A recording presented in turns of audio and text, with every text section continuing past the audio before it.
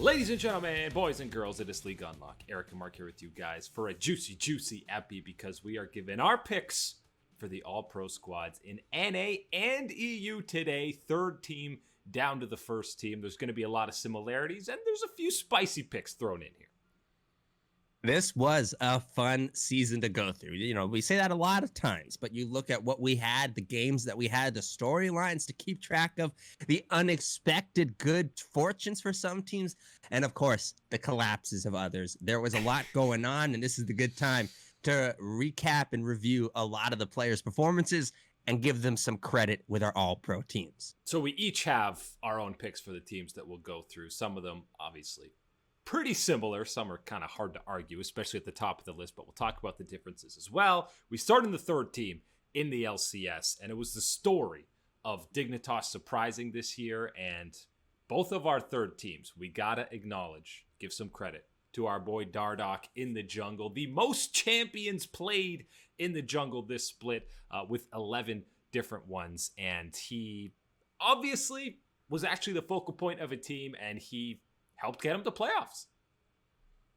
If anything, this performance from Dardoch solidifies that, you know what, the general managers of North American talent, they don't know a lot because nobody wanted him, apparently, according to Lena last year. Whoops. I think a lot of people would like to have the performance, the type of player that Dardoch brings to the Rift. And yes, let's start with saying that, of course, the TSM experiment, for multiple reasons, did not work out with Dardoch. The Dardoch experiment on Dignitas has absolutely worked out, has been flourishing for them, and he is a large part of that. Yes, we've talked about the other members and the way that they've approached it and everything else, but his individual performance is what we're talking about here. The variety of champions that he was bringing to the Rift and the usefulness that he was providing still with them along with the squad. You can't be having him any lower than this. Yeah, he deserves to be in that top 3 category. And he's a guy who, if you look at the numbers, it's not really there, but he's not the prototypical carry jungler that we've seen him in his earlier days in his career, but how he gets everything rolling, how comps are built around him, the numbers and stats don't really do it justice. He might be the most important member of this Dignitas roster. The AD carry, we both also have FBI, who, I know 100 Thieves, they've gotten a lot of flack. They fell off a cliff towards the end, but he has been the consistent and most dominant laner of all the AD carries this split. When I was thinking about the third team ADC, I originally was going to put someone like Lost here in the progress that he has made and you know, the bright spots that we've seen from him alongside Sword Art with TSM. But the more I thought about it and the more I kept looking at the numbers and watching some of the games back and some of the fights, I came away with FBI having to have this spot. There was no way that I could look at the ADC position in North America and see everything that happened and have him not in this spot. Absolutely deserves it. You said it right. The big thing is the consistency in his performance, and especially the consistency in lane for me has been the big plus looking at his play. Then the solo lanes, you look at guys like Impact, Huni, Power of Evil, Jensen. Those are the guys that we'll touch a little bit more when we get to the second team because you and I kind of just flip-flopped where they were, but all 4 of those guys deserving to at the very least be within the top 3 of their respective roles. The third team for the LEC over in Europe, also an interesting one. And much like Dardoch, the veteran guy stepping up, being a focal point for Dignitas, Elyoya had some big shoes to fill for Shadow because we were talking about Shadow as the first team all-pro jungler in the summer split when Mad went to Worlds. And Elyoya comes in as a rookie and he has clearly been a top 3 jungler. Yeah, this was kind of crazy at the start of the year to see them make this type of change, this pivot. Yes, the way things ended with Shadow and at the World Championship was not the performances that you were looking for. But as you said it, summer was fantastic and was looking like one of the better options we had in the jungle in the LEC. Flash forward to where we are now, and absolutely has to be an improvement. A market improvement in what he's been able to provide for the squad, and as well the stability, the consistency that Elyoya has brought for this Mad Lions squad in a split that they haven't had certain members of their squad perform at their highest level consistency themselves. So having him be that player right away for Mad Lions has been a huge benefit for them. Yeah, and he's fit in seamlessly, and not only that, been one of the better players and a focal point for that entire roster. Speaking of focal points for them, I got Humanoid in here as your third team all-pro mid laner, and I want to preface by saying the gap after the top two is a big drop. There's a lot of guys that you could throw in. I know Humanoid has had his fair share of getting caught out and, what you might call inting moments, but he still is dominant enough in lane. He has really good gold numbers throughout the split and has shown the potential that we've seen throughout his, albeit still young career, to carry team fights and to carry games. We saw enough of them that I could put them in that number 3 spot.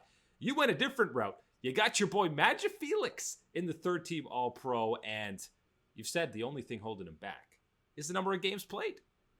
Absolutely. But I want to be clear and say that I completely agree when you're talking about this position, especially in the LEC, and you're looking ahead of them. You've got Caps, you got Larson. What type of players can you fill in the gap? For you, it was Humanoid, and I agree that he is someone that I would put into that type of list, that type of production category. There's a lot of guys you could put. You could throw in Abadage. You could maybe even throw in Niski. But for me, they had the whole split, and I still felt like it had to be Magic Felix in this spot. Again, only held back by having, I believe it's 11 starts compared to the 18 that everybody else was getting. You look at the statistics, what he was able to bring to eyeball test especially, and how he was able to help raise up the spirits and the performance and direction of Astralis. Absolutely got to have Magic Felix on my list. Yeah, I mean, that one roster move basically made people all of a sudden excited for the future of an entire roster. Of any type. Which definitely wasn't the case before that. So he's definitely stepped up. Top lane also, you had Genax for SK that you put. I put Broken Blade. A lot of it, we saw his champion pool expand. We got to see the Urgot. But Genax, happy secret sauce that he helped get them to playoffs. The only remaining member from last split. I wanted to go Broken Blade. I wanted to put my man up there and what he'd been able to do in the transition over to Schalke. But I still felt that you had to give some credit over to Genax, because not only has his performance and statistics been there to be in this type of conversation, I thought he got some extra marks for me just in the general sense of making that role swap up there to the top side, and how unexpected it was for him to even be able to perform and contribute at this type of level for SK. And not only with SK, finding their way into playoffs, he is a big part of them making sure that they were strong enough to get there. And quickly, Bwipo, not on either of our lists. He had twice as many solo kills as any other top laner, but I feel like he probably had twice as many isolated deaths as well. The coin wasn't, or it was too 50-50. It wasn't sided right enough for either of us to be putting Bwipo on our lists. At least for Spring Split, we still know he can be one of the best top laners in Europe. Jumping back to the LCS for the second team, all-pro squads. And this, it's a bit of a theme. Talked about Dardoch for the third team. He was important for Dignitas. But the easy, write it on your ballot, rookie of the split, Neo. You're insane if you're not putting him. You can put him third. I would accept him as your third team All-Pro, but he has to be in the top 3. There's no way you can look at this position in North America and you consider all of the names and then you look at the statistics and everything else. If you're ignoring Neo, it's just flat out that you don't want to put a Dignitas player in this type of position. It's what it is. Because it absolutely is bonkers to think about what he has done, the performances that he has put through, the statistics, everything adds up to an all-pro. Just matters where you're going to slot him in. And for me, I was so close to wanting to just put that extra push forward into the first team all-pro category.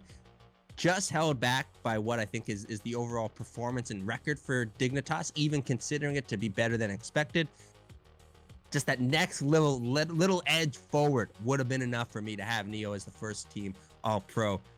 Second team all-pro in this rookie split. Gotta feel good about that one for Dignitas. You had his boy Afrobu there as well, helping guide another young support. Afro looks back to be not quite MVP form, but a lot better than in 2020. Top laners, this is where we switched between 2 and 3 with Impact and Huni. I got Huni second, you had Impact, but both of them, former SKT guys, of course. And Impact maybe has a little less to work with on this EG roster, but Huni, I think, absolutely shut down all the haters so far this split. Yeah, and this one for me is just more. I'm very cautious with trying to put praise and attention towards Hooney because I've been a believer of this move for TSM. Right, when it was controversial, when it was oh, let's put Hanser in here. It's not going so well. I wanted some patience. I wanted some time with Hooney and to see what we could get. I didn't think it was over the hill yet with our boy Holo Holo Holo and Holo Holo Holo.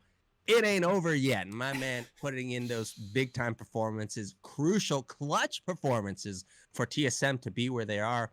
He's playing tanks too. Seeing tanks. Whoa. It has been all over the place, and it has almost all been good from Hooney for TSM. And that's more than I think you could have asked for at the beginning of the year, even being a believer like myself. And Impact has been the sane voice in the chaos that is EG at times throughout this regular season. Both of them having rock solid splits, deserving to be in this top three. Santorin also the jungler for both of us. He's been completely steady, what everyone expected, an improvement, an upgrade for Team Liquid, and is why they're riding all this momentum heading into playoffs. The LEC second squad. This is where you feel bad because really a guy like Larson, what more can you do? He's all the numbers you look at him in lane, you look at him in team fighting. This guy's nearly perfect a lot of the time. But the problem is you can't put him ahead of Caps. You can't. It does not matter. And it is so unfair, bias, or whatever you want to call it. I'll accept it because it's just reality. From what Larson has to face in these type of rankings, when you've got a player like Caps in the LEC, it's impossible to make that leapfrog type of move for him at the very least right now, what we've seen from Larson. I think until we start putting some championships under Larson's belt, and I know that that's kind of a stupid thing to really put into this type of performance-based thing, but I think then that's when you can start to have the narrative change in this type of discussion, because until then, Larson could be leading every single statistical category. They could be beating G2 in the season head-to-head. And you still might look at it going, okay, that's a good year for Larson, but I still would take Caps almost every other time. And that just feels so bad for him because I really think that in any other situation, his greatness would absolutely be praised by lots of people. And that's the feels bad is because he did get slapped around in the two matchups against Caps this year. So you definitely can't put him there. 80 carries. We had upset. We had Hansama on that third team all pro. I got Hansama second here, but we got to talk about the spicy one. Mark, you got Kabe. You believe in the Kabe. The Misfits run was oh so close to playoffs.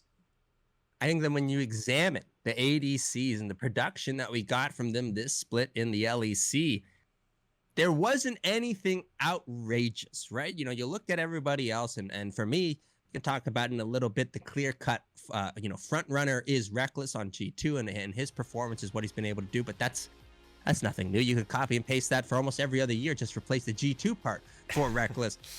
What I do want to say is when you looked at everybody else, the rest of the pack, the upsets, the Hansamas, these type of players, and I'm thinking to myself, you know what? I'm looking at the statistics, and I see a boy like Kabe right up there all along, and what they've been able to do and provide with the Misfits roster and that run that Misfits has made here at the end of it. I absolutely wanted to give some credit and some acknowledgement over towards Kabe and what he's done. It's been a rough year and a half, topsy-turvy type of situation, and landing on his feet with Misfits. I think that this split, the performance that he put forth with everything through and the uncertainty with Misfits, I want to give him some credit. And he's got a lot less to work with on Misfits than Rogue, G2, even Fnatic you want to talk about for upset. So he did show up this split. I'll absolutely give you that. Both of us have Wonder as our top laner. And Wonder didn't have a bad season by any means. It wasn't his best season because he's had MVP level performances that we've talked about, but he was fine. Yeah, it was more the same from Wonder, and I think the really only thing that he finds himself not on the first team All-Pro is someone else stepped up. Someone else brought their level of gameplay and what they were able to do for their team to a new level. And Wonder still was just being, kind of middle tier to lower performance Wonder that we have seen from him with G2. And that's really the only situation that he can be better. And that's what I'm going to hold him to be better in this type of situation, to reclaim that top spot of the top laner in EU. And I want to highlight the support position here because you got Mickey. And you might say, well, Mickey's second team. Who's going to be first team then? Well, my second team is Treats from SK. And he was clearly the driving force between them, before they went on a 5-game losing streak. Some of the best engages. It doesn't matter if it's Alistair, Rel, Rakan, Galio, send the guy in. It doesn't matter. Treats had an incredible split. And the talent suppression machine meme is full steam ahead. Full steam ahead. Yeah. There was no way. I mean, even if you're in North America and you were watching last year, you could recognize that there's talent. There's an immense amount of talent with this man Treats. Excuse me, down in the bottom side. And he has to be allowed to thrive, to succeed, to give him that room to play. Didn't get that with the S7 double lift. Yeah. Absolutely getting that in the LEC with SK. And we are seeing the absolute the fruits of the labor here for Treats and SK and what they've been able to do this rookie split. And he deserves the recognition. He should be on all your ballots. Doesn't matter where you can put him, 1, 2, or 3, but he should be on one of the categories this split. Now we get to the first teams, the big boys, the big cojones, starting in the LCS, which, these ones, a lot of the time, the first team ones are the easiest to do. And that was absolutely the case this year. You look at North America, we even have the same pretty much the same ones, actually the exact same ones for the first team. I can't believe you didn't pick Fudge. Oh, man. If you're putting anyone over Blabber, you're insane. You're putting anyone over Core JJ, you're insane. Perks and Sven, maybe there's actually debate. I thought about maybe putting Power of Evil ahead of Perks. Maybe a guy like Neo we talked about for 80 carries. And the main guy I want to talk about is Alfari because, again, if you're putting anyone over him, you're insane. He's the front runner for MVP. He should be. Mark, I'm gonna read you the stats that he's first in among top laners. Mm-hmm. Okay, gold differential at 15. He's 700 gold higher than the guy in second. He's first in KDA, damage percentage, CS differential at 15, solo kills, gold per minute, and CS per minute, and he's only second in kill participation. This guy is garbage. Trade him. I love that you can just, you can't do this in every type of situation, but at the very least with Alfari and what it is, you can look at it and say, okay, well, I've got the dollar amount that I invested to bring this player over. What's the difference? What's the difference between him and the regular North American product that I could have paid for? It is ginormous difference, my man. And the best is everybody knew it. It didn't matter if you were from North America, from the LEC. Everybody thought that Alfari was this level of a player, this quality. I think he even exceeded what people expected, though. Absolutely. With what he's delivered so far for this Team Liquid team. Our criticism for them and for him specifically has just been about getting on the same page, being, more coordinated with some of these things. It has not been at all about, more or less decision making and actual gameplay, because it has been there in spades for someone like Alfari. He is the very pinnacle definition of what it means to me to be a first team all-pro player. And when it comes to the mid laners, because we didn't really touch on them, you have Jensen, PoE, Perks, each player. I mean, Perks, I would accept the argument to not have him first team, honestly, because there are those moments where we've seen him just kind of waltzing around alone in the jungle, getting caught out. He's had dominant games, no question, but does he have enough to lock him in as that first team all-pro? I'm not so sure. The problem is really that I think we're seeing a 90%. A 90% Perks is what we're operating on right now. And you need that 100% to full on be the Perks that we've talked about that was with G2, Luka the Bazooka, the lane dominant bully. These type of situations, 90%, it'll cut it most of the time in the LCS. But as you said, we've got some teams, we've got some players that can make you, push you, and punish you if you're not delivering the full-on Perks. And, well, for Perks, he wasn't. This split, good enough? Yes. Good enough for me to take the top spot as well. But you're absolutely right that there should be some type of look at this, spot in the first all-pro team for someone like Perks and say, but there should be more. I should feel more confident in having here the way that I feel confident in having Alfari and someone like Blabber as our first team all-pro player. No arguments there. You're insane to argue it. Perks is not quite at that level of a first team all-pro right now in North America. And he is someone that has the talent to absolutely be at that point. Yeah, luckily for him, Jensen, if Perks is at 90%, Jensen's been at about 75. So it's still looking good for Perks and the Cloud9 boys. Now, The LEC first team, and much like NA, a lot of them are hard to debate. We've already talked about Caps. I just want to quickly highlight his numbers because this dude has been the first team All-Pro mid laner. They're insane. In 5 of the last 6 splits. Oh yeah, the split he wasn't the first team All-Pro mid laner. He was playing AD carry. It does not get better than that in the mid lane. Absolutely, for the LEC. We said it so many other times, so many other ways. It just seems that when you talk about, really, really good, best players that you can, there is that next level. There's that next step above. And it's unfortunate because the Larson, he falls into that kind of, I hesitate to say it, but the Bjergsen category, right? The phenomenal player, but there's just that extra little notch that someone can turn. It's that faker level notch that seems that I can say that someone like Caps, very rarely the shy, finds a way to turn it on. And more often Rookie on that IG team is the one turning on that type of knob. But those are the only 3 that I can put really in that type of category of player and of skill. And that's Caps right now leading the charge for the LEC. And for the rest of them, Caps is no debate. Reckless is no debate for this split. We talked about, you had Treats promoted up to here, so shout outs to him. You can argue between him and Mickey. We both have Otawamne. I could see cases for Wonder, and the jungle is the one where we do differ because I got inspired in that first team. You have Jankos. I think they're clearly 1 and 2 and 3 when you throw in Elyoya, but inspired, I feel like Jankos had some games where you could say G2 lost because of a large part the performance of Jankos. I never felt that way with Inspired.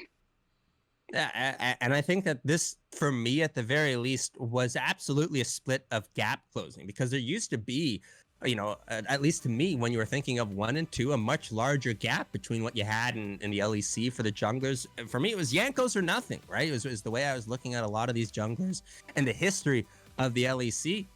Inspired's changed that, and especially this split, the way that he was playing and being utilized by Rogue, provided many reasons to want to put him ahead of someone like Jankos. I think I saw enough positive and good spear rate games for Jankos. High percentages, sub 30. You can count them on one hand, but there's at least some of them, and enough of them for me to have Jankos hold on to that position still in the first team All-Pro. But absolutely, I think some praise and credit does need to be given to someone like Inspired, especially to rise up to this time. This hasn't been Jankos falling down to a lower level of quality. This has been Inspired raising up and jumping up to this high level of play of junglers that you can put him in that same category, same conversation as someone like Jankos. I think the big thing overall this year for this split with these All-Pro is you used to see, we've seen it before, all 5 G2 members on the first team, all 5 Cloud9 members on the first team. Not this split. Not happening. Hey, much better, much more competitiveness seeing throughout the rest of the regions. You can still feel the way you do about these teams and a lot of these players, but absolutely the competition level and the challenges from a lot of individual players, let alone organizations, has risen at least this year. Yeah, and you could still put 5 G2 members and people might say, yeah, that's fine. But there's at least an argument. It used to be they were dominating so much. You just slot them all in. It's easy. Put all the Rogue second team. There's at least that debate, that competition that's going on. But that's all the time today for League Unlock. Eric and Mark here with you guys. Thanks for hanging, and we will catch you on the Flippity Flip.